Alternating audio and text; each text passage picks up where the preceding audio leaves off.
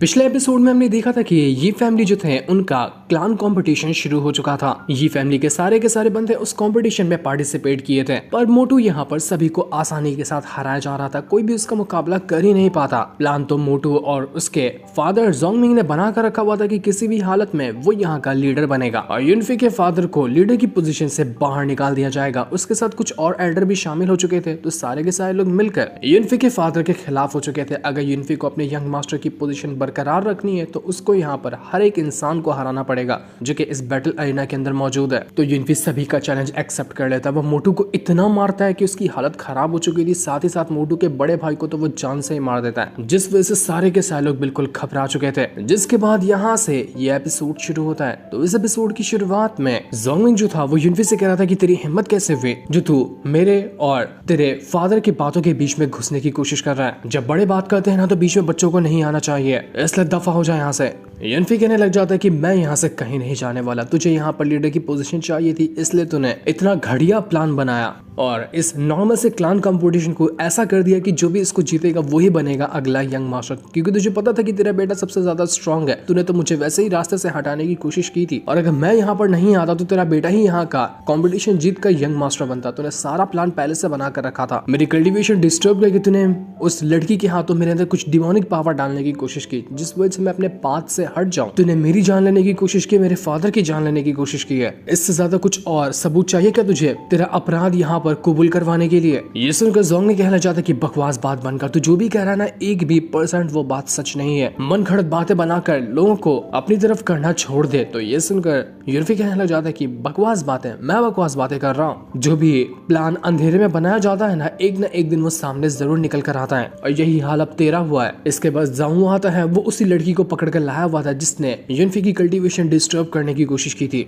युनफी जोंगमिंग से कहना चाहता है कि अब बता, अब कुछ बाकी है तेरा झूठ कहने के लिए या फिर तू इस लड़की को भी झुठलाने वाला है? मैं यहाँ पर तेरे सारे अपराध दुनिया को गिनाऊंगा और उसके बाद मैं तेरी जान लूंगा ताकि सभी को लगे कि हाँ मैंने गलत इंसान की जान ली है, लोगों को तेरे ऊपर दया ना आए। उसके बाद वो लड़की जोंगमिंग से कहना चाहती कि एल्डर प्लीज मेरी जान बचा लीजिए वरना युनफी मुझे जान से मार डालेगा। मैं तो बस आपकी और आपके बेटे की बात मान रही थी, इससे ज्यादा मैंने कुछ भी नहीं किया। आपने ही कहा था मुझे युनफी के साथ ऐसा करने के लिए, तो मैंने ये किया है। युनफी कहने लग जाता है कि अगर मैंने यहाँ पर प्लान नहीं बनाया होता पहले हारने का तो तेरा असली चेहरा तो दुनिया के सामने कभी आता ही नहीं और तू मेरी पूरी फैमिली को बर्बाद कर दिया होता। तो आखिर तुझ जैसे घटिया इंसान को मैं कैसे जिंदा छोड़ सकता हूँ? तो इसके बाद हमें कुछ टाइम पहले का सीन दिखाया जाता है जब उस लड़की ने युनफी की कल्टीवेशन डिस्टर्ब की थी और उसके बाद वो वहां से उस जगह पर चली गई थी जहाँ पर यूई को कैद करके रखा गया है। वो कह रही होती कि युनफी अब कभी भी कॉम्पिटिशन के अंदर जा ही नहीं पाएगा, मैंने उसकी कल्टीवेशन की वाट लगा कर रख दी है, क्या पता वो जिंदा भी होगा या अब तक हो सकता है कि वो मर गया होगा। वो उस बंदे से कहने लग जाती कि इस यूई की हमें कोई जरूरत नहीं है, इसको जान से मार डालो। तो बंदा भी कहता है कि हाँ तुम सही कह रही हो, क्योंकि ये झूठ बात सभी को कहने के लिए तैयार ही नहीं है। मैंने उसको इतना मारा कि ये कह दे कि युनफी गलत इंसान है और उसके फादर भी सही नहीं है, लेकिन ये झूठ कहने को तैयार ही नहीं, इसलिए इसको मारना ही पड़ेगा। पर जैसे वो यूई को मारने वाला था उस बंदे के ऊपर डिमोनिक नीडल आकर सीधा लग जाती है। ये वही डिमोनिक नीडल थी जो कि युनफी की खास टेक्निक है और उसने एक ही बार के अंदर उसको जान से मार डाला था। यूई के घाव को देखकर युनफी के दिमाग में आग लग जाती है क्योंकि बेचारी को बहुत ज्यादा चोटें लगी थी। उसको इतना ज्यादा गुस्सा आ रहा था कि उसके गुस्से का ठिकाना नहीं था, लेकिन वो खुश था कि कम से कम उसने यूई को ढूंढा और उसको बचा लिया। गुस्से की वजह से ऐसा हो रहा उसके शरीर के अंदर से बाहर निकल रहा था कि मानो वो ज्वालामुखी जैसा फट जाएगा। वो लड़की कह रही होती कि नहीं ये नहीं हो सकता, मैं तो तेरी कल्टीवेशन डिस्टर्ब की थी ना, तू जिंदा कैसे बच गया, तुझे कुछ हुआ क्यों नहीं? वो अपने सारे चमचों को बुलाकर कहने लग जाती कि सब लोग यहाँ पर आओ और इस युनफी को जान से मार डालो, अगर ये मरता है ना तो हमें और ज्यादा रिवॉर्ड मिलेंगे, पूरी जान लगा देना लेकिन इस युनफी को जिंदा छोड़ना मत। सभी लोग जैसे युनफी के ऊपर अटैक करने वाले थे कि इससे पहले जैसे युनफी अपना ऑरा एक्टिवेट करता है सबके सब लोग उड़कर दूर फेंका चुके थे। अटैक करना छोड़ो कोई उसके करीब तक नहीं आ पाया। उस लड़की की भी फटकर हाथ में आ चुकी थी। वो कहने लग जाती कि देखो युनफी मुझसे गलती हो गई, मैं अपनी गलती मानती हूँ, मेरी जान बख्श दो, मेरा ऐसा कोई इरादा नहीं था तुम्हें मारने का। तो युनफी यहाँ पर उसको मारता नहीं बल्कि उसको अपने साथ ले जाता ताकि सबके सामने ये बता सके कि ये किसके लिए काम करती है। कल्टीवेशन डिस्टर्ब होने का युनफी ने बस नाटक किया था ताकि ये लड़की जैसे यूई के पास जाए उसका पीछा करते करते वो भी यूई तक पहुंच जाए और उसका प्लान ये कामयाब रहा। जाओ जैसे ही उस लड़की को जान से मारने वाला था यूई की ऐसी हालत करने की वजह से कि युनफी उससे कहता है कि नहीं जाओ रुक जाओ, हमें इस लड़की की जरूरत पड़ेगी, तो इसलिए अभी इसको मारना ठीक नहीं है, बाद में हम इसको मार देंगे चलेगा। तो प्रेजेंट टाइम में युनफी जो था वो जोंगमिंग से कहने लग जाता है कि तूने बिल्कुल भी नहीं सोचा होगा ना कि तेरा इतना बढ़िया प्लान बनाया हुआ जो कि सक्सेसफुल होता हुआ नजर भी आ रहा था अचानक में फेल हो गया, वो मेरी वजह से। इस वजह से तुझे अभी तक के सदमा लगा है कि तू यहाँ पर करे तो करे क्या, सोचे तो सोचे क्या। तेरे भेजे हुए बचकाने मेरे सामने जरा सा भी नहीं टिक पाए थे, मैंने बड़ी आसानी के साथ उनको खत्म कर दिया था। जिसके बाद यूनफी के जो फादर थे वो बाकी एल्डर वगैरह को प्रूफ दिखाने लग जाते कि देखो ये प्रूफ है मेरे पास कि ये जो ज़ोंगमिंग है ना वो किन फैमिली से मिला हुआ है, किन फैमिली हमारी दुश्मन है तभी भी यहाँ पर ये किन फैमिली के साथ मिला हुआ है। तो अब मुझे नहीं लगता कि मुझे कुछ और ज्यादा सबूत देने की जरूरत है इस ज़ोंगमिंग और उसके बेटे के खिलाफ। इस ज़ोंगमिंग ने हमारे क्लान के कई सारे स्पिरिचुअल चीजों को चुराया, रिसोर्सेज चुराए, टेक्निक चुराई और उसको जाकर बेचा उसी किन फैमिली वालों को, ताकि इसका और किन फैमिली का रिश्ता अच्छा हो जाए और उसके बाद आगे चलकर वो हमारी ही ये फैमिली के ऊपर हमला करके यहाँ की पोजीशन छीन लेगा उन किन फैमिली वालों के हाथों। तो ये सुनकर वो जो ज़ोंगमिंग था वो कहने लग जाता कि हाँ मैंने किया है ये सारी चीजें, लेकिन जो भी किया है ना वो इस ये क्लान के लिए ही किया हुआ है, मेरा कोई इसमें पर्सनल फायदा नहीं था। बाकी एल्डर वगैरह समझ गए थे कि तभी तो यहाँ पर इस ज़ोंगमिंग का दोनों जो बेटा था वो इतनी जल्दी ब्रेक थ्रू कैसे कर रहा था, क्योंकि इनको ये किन फैमिली टेक्निक दिया करता था, रिसोर्स दिया करता था, जिसकी वजह से ये लोग अपना जल्दी ब्रेक थ्रू कर पाते थे। तो बाकी एल्डर ज़ोंगमिंग से सवाल करने लग जाते कि अच्छा तुम कह रहे हो कि यहाँ पर जो तुमने किया है वो ये क्लान के लिए किया था, जरा मुझे बताओगे कि इसमें ये क्लान का क्या फायदा हुआ? हमें तो कोई फायदा नजर नहीं आ रहा ये क्लान का जो तुमने यहाँ पर हरकत की है उसकी वजह से। पूरा का पूरा ये क्लान यहाँ उस ज़ोंगमिंग को गालियां देने लग गया था कि गद्दार है, ये गद्दार है, ये हमारी दुश्मन फैमिली के साथ जाकर मिला हुआ था, इसको जिंदा नहीं छोड़ना, इसको जान से मार डालो। ज़ोंगमिंग कहने लग जाता है कि अगर मेरा बेटा यीली ब्रेक थ्रू नहीं करता, अपने आप को स्ट्रॉन्ग नहीं बनाता, तो आगे आने वाला जो स्पिरिचुअल टूर्नामेंट है जिसमें सारी की सारी फैमिलीज वगैरह आती हैं उसमें वो कैसे जीतता, कैसे वो रिप्रेजेंट करता हमारे ये क्लान को उस कंपटीशन के अंदर। और अगर वो रिप्रेजेंट ही नहीं कर पाता तो हमारा ये क्लान तो पहले से ही शर्मनाक तरीके से हार जाता। अपने बेटों और ये क्लान के खातिर ही मैंने यहाँ पर किन फैमिली के साथ हाथ मिलाया है। तो बाकी एल्डर यहाँ पर कहने लग जाते हैं उसी ज़ोंगमिंग से कि देखो ज़ोंगमिंग, हमें पता था कि तुम यहाँ पर ये क्लान को बढ़ाने की, उसकी रेपुटेशन को वापस लाने की कोशिश जरूर करोगे, लेकिन तुम इतना हद तक गिर जाओगे ना ये हमने सपने में भी नहीं सोचा था। तुमने जो हरकत की है वो बिल्कुल शर्मनाक है। अपने ही क्लान को इस तरह से तुमने धोखा दिया है। तुमने ये कॉम्पिटिशन शुरू होने से पहले भी हमें बहुत सारी चीजें देने का वादा किया था कि हम तुम्हारे साथ होते हैं ना और तुम्हें लीडर बनाने में हेल्प करते हैं तो तुम हमें बहुत सारे बेनिफिट दोगे। हमें लग रहा था कि तुम लीडर बनोगे सही तरीके से और इस ये क्लान को अच्छे से चलाओगे, लेकिन अब जाकर हमें पता चल रहा है कि तुम तो दुश्मन फैमिली के साथ मिले हुए हो। इसलिए हम भी यहाँ पर अपनी गलती मानते कि हमने तुम्हारा साथ दिया, जो कि बहुत बड़ी गलत फहमी थी हमारी। देखो अभी कह रहे हैं कि तुम यहाँ पर सरेंडर करो और जो तुमने गलती की है उसकी सजा काटो, वरना तुम्हारा वो हाल होगा जिसके बारे में तुमने सपने में भी नहीं सोचा होगा। ज़ोंगमिंग के दिमाग में आग लग चुकी थी। वो कहने लग जाता है यूनफी से कि मैंने सब कुछ अच्छा प्लान बनाया था, हर एक चीज पर ध्यान दिया था कि कुछ भी गड़बड़ ना हो, पर तब भी तूने मेरा प्लान बर्बाद कर दिया। कैसे किया ये तूने? तो यूनफी कहते हैं कि जाना रे, तेरे से ज्यादा दिमाग मेरे पास है, इसलिए बस मैंने ये कर दिया। ज़ोंगमिंग के दिमाग में आग लगी हुई थी। वो कहने लग जाता है कि मैंने 3 साल से ये पूरा प्लान बना कर रखा था और जब यहाँ पर ये पूरा सफल होने वाला था बीच में तूने घुसकर सब कुछ बर्बाद कर दिया। सब खत्म हो गया, सब कुछ खत्म हो गया। तो जब यहाँ पर ज़ोंगमिंग अपनी गलती मानता ही नहीं तो यूनफी के फादर कहने लग जाते कि ठीक है, मैं यहाँ पर ये क्लान का लीडर, यहाँ सजा सुनाता हूँ तुम्हें कि तुम्हें मौत की सजा होगी, तुम्हें सबके सामने जान से मार दिया जाएगा, इसलिए आखिरी बार कह रहा हूँ सरेंडर कर अपने आप को, वरना अगले पल तू मरा हुआ होगा। तो ज़ोंगमिंग यहाँ पर कहने लग जाता है कि मारोगे तुम लोग, मुझे मारोगे? कभी भी नहीं, मैं मरने वाला हूँ ही नहीं। वो तुरंत अपने पास से किसी खास तरह की पिल को निकाल लेता है जो कि उसको हो सकता है कि किन फैमिली ने ही या फिर किसी और ने दिया होगा, और उस पिल को निकालने के बाद वो जैसे ही उसको खाता है उसकी पावर धड़ल्ले से इंक्रीज होने लग गई थी। वो इतना ज्यादा स्ट्रॉन्ग नजर आ रहा था जिसका कोई हिसाब भी नहीं था। ये पिल होती है एसेंस एक्सप्लोडिंग पिल। किसी भी बंदा अगर ये पिल को खा लेना तो उसका जो स्पिरिचुअल एसेंस है वो बिल्कुल उसके शरीर के अंदर एक्सप्लोड होने लगेगा, फटने लगेगा वो, जिस वजह से टेम्परेरी तौर पर वो बंदा इतना ज्यादा स्ट्रॉन्ग हो जाएगा जिसका कोई हिसाब भी नहीं होगा। लेकिन ये सिर्फ टेम्परेरी तौर पर ही होता है। जैसे उसने इस पिल को खाया था उसके बाद वो सीधा जाकर अटैक देकर मार देता है यूनफी के फादर के ऊपर, जिस वजह से उड़कर वो बहुत ज्यादा दूर फेंका चुके थे। बहुत भयंकर तरीके से ये अटैक उनको जाकर लगा था। यूनफी का दिमाग में आग लग जाती है कि फादर आपको कुछ हुआ तो नहीं? ज़ोंगमिंग कहने लग जाता है कि लीडर तो मर गया लगता है, अब तो यहाँ पर ये क्लान मेरा ही हुआ, ये क्लान मेरा है, मैं इसको किसी को भी लेने नहीं दूंगा। यहाँ पर राज होगा तो सिर्फ मेरा, मेरे अलावा किसी और का नहीं। पर तभी वहां पर एक फायर फिनिक्स बर्ड आता है जिसने अपनी पावर का यूज करते हुए एक ही ब्रूटल अटैक देकर मार दिया था उसे ज़ोंगमिंग को। ज़ोंगमिंग ये देखकर हैरान हो जाता क्योंकि वहां पर यूनफी के फादर मौजूद थे और उन्होंने अपना ब्रेक थ्रू कर लिया था। वो लेट स्टेज अर्थ रैल्म के ऊपर पहुंच चुके थे, जिस रैल्म को वो काफी टाइम से ब्रेक थ्रू नहीं कर पाए थे, क्योंकि यूनफी ने वो जो कुछ टाइम पहले एल्केमी कर रहा था ना उसमें उसने उसी एसेंस पिल को रिफाइन कर दिया था जिसकी मदद से उसके फादर ब्रेक थ्रू कर सकते हैं, और ऐसा ही हुआ। पिल को खाते साथ ही उन्होंने अपना ब्रेक थ्रू कर लिया था, लेकिन अभी तक किसी को बताया नहीं था। तो ये वाला भी प्लान फेल होता हुआ देखकर ज़ोंगमिंग जो होता है अब यूनफी के साथ फाइट करने के लिए जा चुका था कि यूनफी मैं तुझे छोड़ूंगा नहीं, जान से मार दूंगा तुझे मेरे हर प्लान के बारे में कैसा पता होता है, सारी चीज को मेरे तू टैकल करके 2 कदम आगे निकल जाता है। तो अब यहाँ पर जोंगमिंग और युनफी के बीच में बैटल शुरू हो चुका था। जोंगमिंग यहाँ पर पागलों की तरह युनफी के ऊपर अटैक करने की कोशिश करता है। उसको होश ही नहीं था, बस उसको एक ही चीज नजर आ रही थी कि वो कैसे भी युनफी उसके फादर को मार डालेगा। लेकिन युनफी तो बस यहाँ पर उसके साथ खेल रहा होता है। जितना भी वो अटैक करने की कोशिश करता, आसानी के साथ वो उसके अटैक को डिस्ट्रॉय करना चाहता। और जब यहाँ पर जोंगमिंग का कुछ ज्यादा ही हो जाता है तो युनफी तुरंत ही अपनी डिमोनिक नीडल को बाहर निकाल लेता है, जिसकी मदद से उसने एक ही अटैक देकर मार दिया था उसी जोंगमिंग के ऊपर। वो अटैक जैसे उसको लगा, जोंगमिंग वहां पर बस बैठ ही जाता है, वो उठ नहीं पा रहा था। ऐसा लग रहा था कि इसका खेल ही यहाँ पर खत्म हो गया। जोंगमिंग यहाँ पर युनफी के फादर से कहने लग जाता है कि तुम्हें भी पता होगा कि हमारा ये क्लान जो है ना वो कितना ज्यादा कर्जे के अंदर डूबा हुआ है। हमारे पास कोई रिसोर्स नहीं है ढंग के, ऊपर से इतनी ज्यादा उधारी चल रही है जिसका कोई हिसाब नहीं। मैंने यहाँ पर किन फैमिली से इसलिए हाथ मिलाया था ताकि वो हमारे ये क्लान को इस मुसीबत से बाहर निकाले, हमारे ये क्लान को रिवाइव कर पाए। अगर हमें अपना ये क्लान रिवाइव करना है ना तो इसके लिए सिर्फ एक ही ऑप्शन था, उस स्पिरिचुअल टूर्नामेंट को जीतना।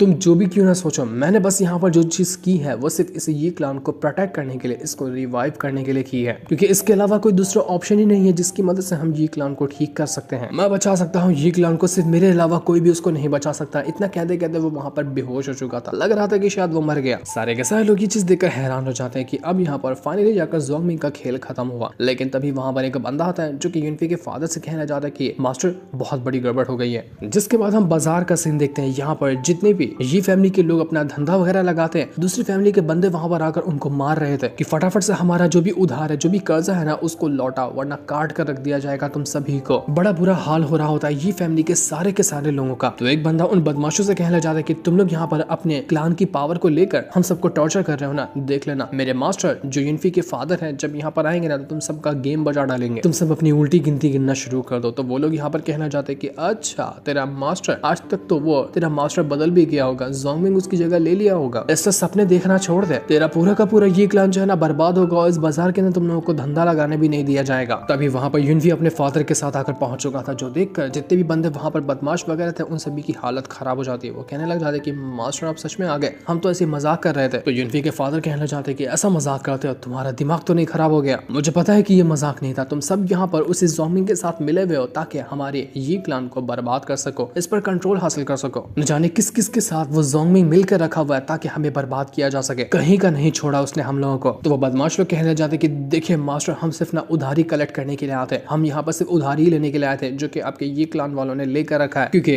इस सिटी में सिर्फ 4 ही ऐसी फैमिली है जो कि सबसे ज्यादा रिस्पेक्टेड है और उनमें से आपकी एक फैमिली आती है। तो जाहिर सी बात है कि आप अपनी फैमिली की इज्जत तो नहीं मिटाना चाहेंगे इन उधारी की वजह से, यही हम कलेक्ट करने के लिए आए थे। तो युनफी के फादर कहना चाहते कि उधारी तो मैंने तुम लोगों से नहीं ली है, वो जोंगमिंग ने ली होगी तुमसे उधारी, तो उसकी उधारी का मैं यहाँ पर तुम्हें कैसे भरपाई कर सकता हूँ। पर तब वहाँ पर इस सिटी का जो गवर्नर होता है वो आ चुका था। वो यहाँ पर आकर कहने लग जाते कि देखो जोंगमिंग ने कुछ भी किया या नहीं किया वो हमें नहीं पता, लेकिन जोंगमिंग ने जो उधारी ली है हमसे, उन पैसों को तो उसने आपके ही ये क्लान के अंदर लगाया होगा ना, इसलिए आपकी जिम्मेदारी है कि वो सारे के सारे उधारी के पैसे आपको भरने पड़ेंगे। अगर आप इसके लिए इनकार करते हैं तो हमें कुछ और एक्शन लेना पड़ेगा। तो युनफी कहना चाहते कि ठीक है, मैं तुम्हारी उधारी भर पाने के लिए तैयार हूँ। लेकिन उसके फादर उसको चिल्लाते हुए कहते कि युनफी पागल तो नहीं हो गया, इतनी ज्यादा इनकी उधारी है ना कि हमें जितनी भी हमारी दुकानें हैं वो सब इनको देनी पड़ेगी, बर्बाद हो जाएंगे हम लोग। वैसा भी हमारी फैमिली की कंडीशन ठीक नहीं है, हम इतना बड़ा रिस्क नहीं ले सकते। लेकिन गवर्नर यहाँ पर युनफी से कहना चाहता कि युनफी तुम ही हो ना युनफी जो कि ये क्लान के यंग मास्टर हो, बड़ा सुनकर रखा है तुम्हारे बारे में, सच में कमाल के बंदे हो। लेकिन मैं यहाँ पर तुम्हें बता देना चाहता हूँ कि उधारी से ना मुझे बहुत ज्यादा नफरत है और जो उधारी के पैसे नहीं देता है उसका बड़ा बुरा हाल करता हूँ मैं। तो क्या कहते हो, देने वाले हो या नहीं देने वाले हो? तो तभी वहां पर आती है ब्यूटी ब्लेड। वो यहाँ पर आकर युनफी से कहना चाहती है कि युनफी मैंने आने में जरा देरी कर दी क्या? वो यहाँ पर आने के बाद गवर्नर से कहना चाहती है कि गवर्नर तुम्हें तो पता ही होगा कि मैं कौन हूँ, मैं मेडिसिन शॉप की ओनर हूँ जो कि हमारी इस सिटी का सबसे बड़ा मेडिसिन शॉप है। तो वो गवर्नर कहता है कि तुम्हें कौन नहीं जानता, सारे सिटी के लोग तुम्हारे ऊपर भरोसा करते हैं, तुम्हें अच्छे से पहचानते हैं। वैसे आपका यहाँ पर आने का मतलब क्या था, क्या ढंग से बताएंगे आप? तो यहाँ पे ब्यूटी ब्लेड जो थी वो युनफी से चिपकते हुए कहने लग जाती कि तुम्हें पता होना चाहिए कि युनफी मेरा बहुत अच्छा दोस्त है और हम दोनों ने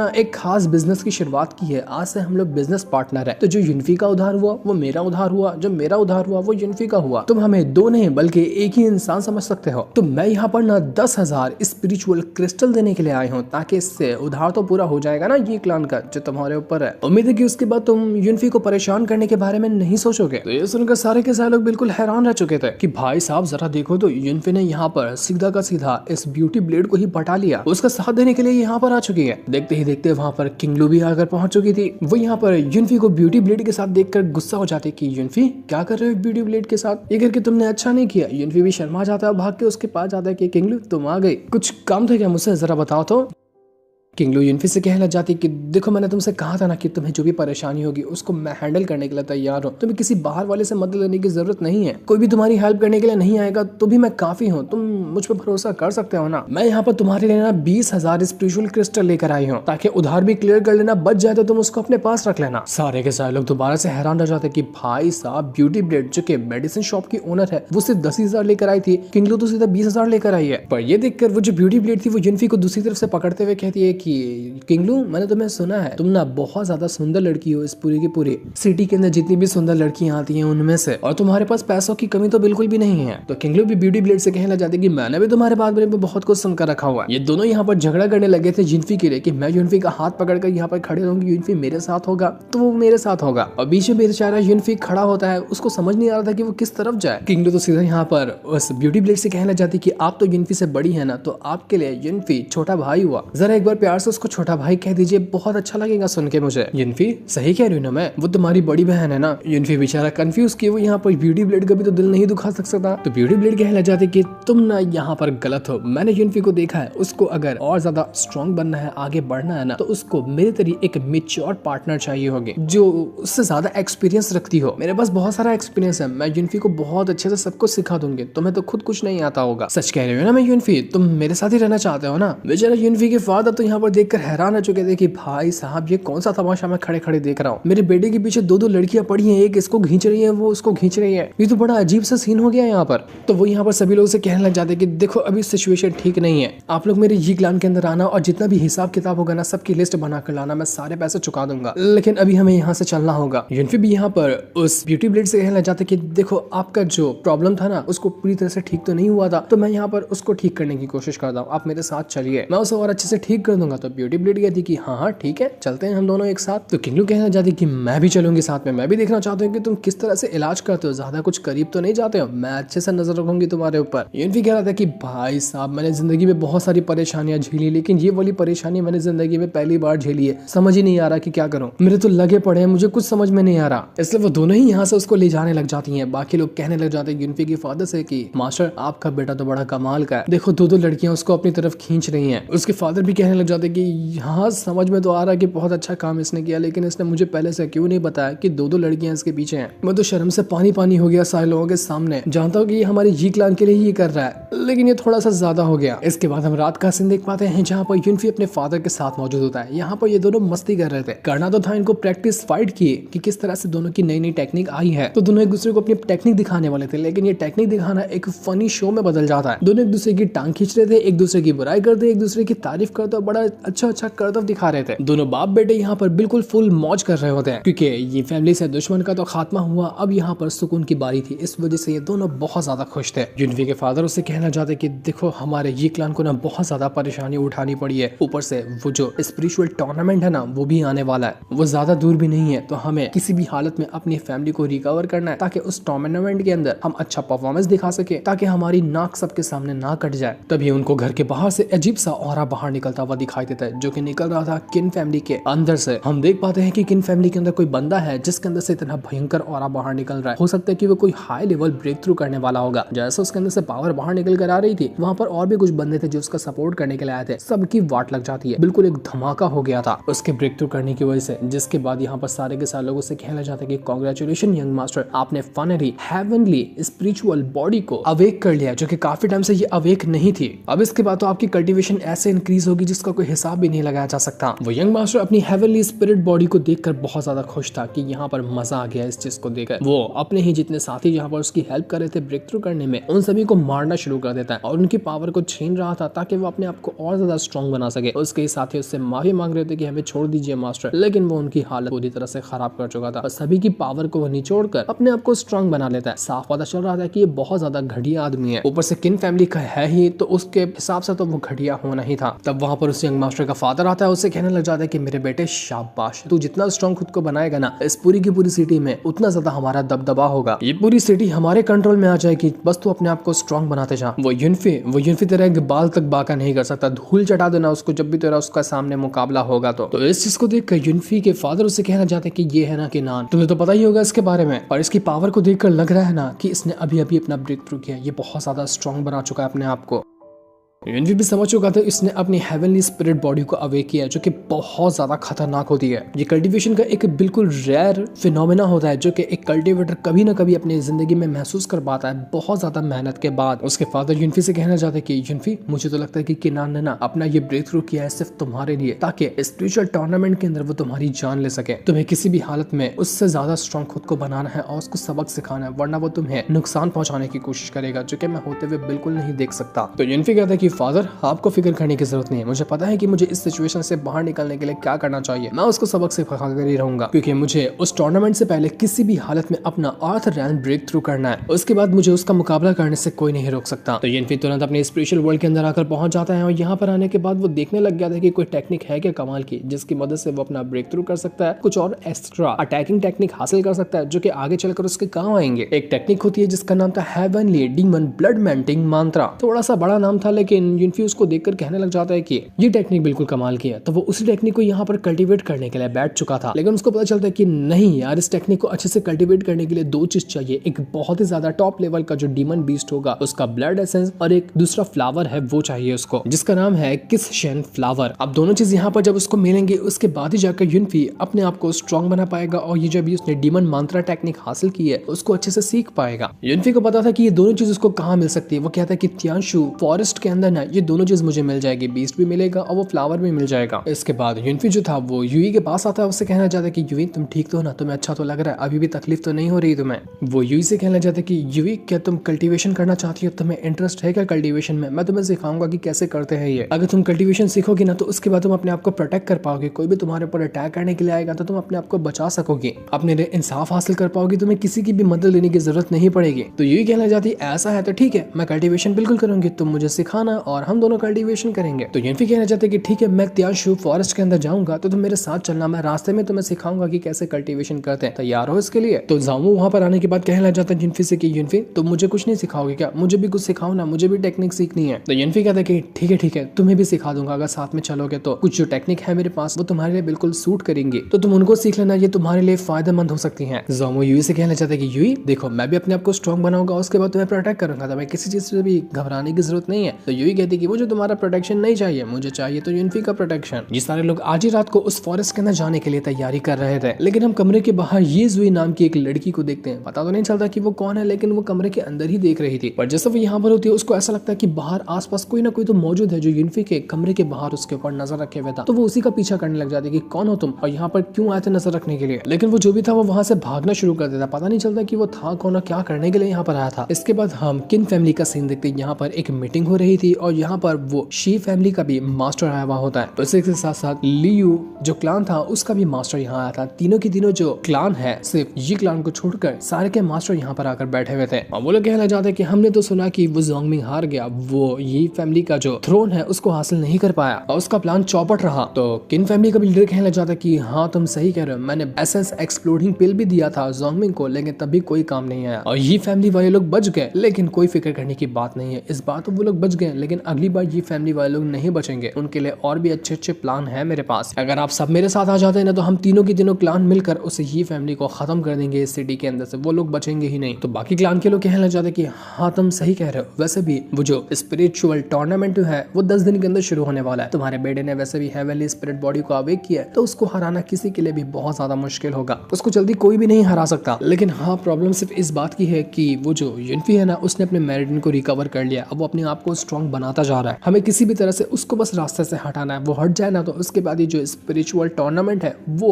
हम ही जीतेंगे, उसके बाद कोई ऑप्शन ही नहीं है ये क्लान के इसको जीतने का। तभी वहां पर वो बंदा आ जाता है जो कि यूनफी के कमरे के ऊपर नजर रखे हुए था। यहाँ पर जैसे वो आता है किन क्लान का लीडर कहने लग जाता है कि तुम यहाँ पर आए हो तो इसका मतलब है कि यूनफी ने अपनी तैयारी शुरू कर दी है हम सबकी वाट लगाने की, तभी तो तुम यहाँ पर ये खबर देने के लिए आए हुए हो। तो वो बंदा कहने लग जाता है कि हाँ तुम सही कह रहे हो, यूनफी त्याशु फॉरेस्ट के अंदर गया है वहां पर कुछ सामान वगैरह लाने के लिए, मैंने उसके ऊपर नजर रखी, ये खबर बिल्कुल पक्की है। तो वहाँ पर बाहर से यीजुई जो थी वो भी आकर पहुंच जाती है और वो सारी की सारी बातें सुन रही थी कि असल में यहाँ पर चल क्या रहा है। तो किन फैमिली का जो लीडर था वो कहना चाहता है कि अब यहाँ पर जब किनशु गया है ना तियानशु फॉरेस्ट के अंदर, तो वहीं पर उसकी कब्र बनाकर दफन कर देंगे। अब वो वहां से कभी भी रिटर्न लौट कर अपने घर वापस नहीं आ पाएगा। प्लान की तैयारी शुरू करो, उसको उधर ही मार दिया जाएगा। लेकिन तभी वो अपनी पावर का यूज करते हुए यीजुई जो था उसके ऊपर अटैक कर देता, क्योंकि उसको पता चल चुका था कि यीजुई ने सारी की सारी बातें सुन ली है। अब यीजुई की जान तो बिल्कुल खतरे में आ चुकी थी। क्या होगा यीजुई का अभी हमें नहीं दिखाया जाता, क्योंकि इस सीन के साथ ये वाला एपिसोड यहीं पर एंड हो जाता है। Thanks for watching.